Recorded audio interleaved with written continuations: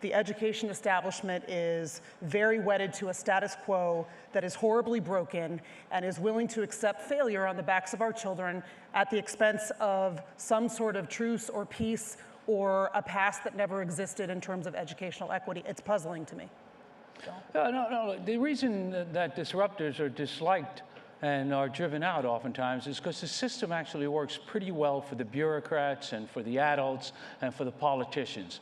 So they come together to protect the system. But I want to frame this discussion with 2 points that if they don't get you upset, then nothing will. The first is, there's not a person in this room who doesn't care about income inequality and the growing gap in our country today. We talk about it, we worry about it, and yet today, the kids with the greatest needs get the crummiest education systematically throughout the country, and we tolerate it. So what hope is there for these kids who start out with the deck stacked against them, and then they pile on top of that a crummy education, and then we wonder why the gaps keep widening in the country? And the second thing that strikes me to frame this debate is everyone in this room insisted on choice for your kids.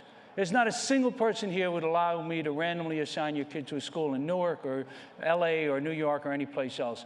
And you all are privileged people, and you insist on choice. The kids with the greatest needs are told it's one and done. And if the school sucks, that's too bad. Let's hope it'll get better sometime during the kid's lifetime. So when we have a meaningful discussion about the gaps in America and where we're going, we ought to start with the very basics, which is those kids with the greatest challenges should have choice and they should have opportunity. And that isn't going to happen if we relegate them to the worst kinds of education, the kind that none of us would tolerate for our own children. And to me, as long as the status quo serves the needs of adults and not the needs of kids, we're not going to have a 20th century education system. We've got a 19th century education system, resistant to innovation, resistant to change, and really resistant to any meaningful accountability.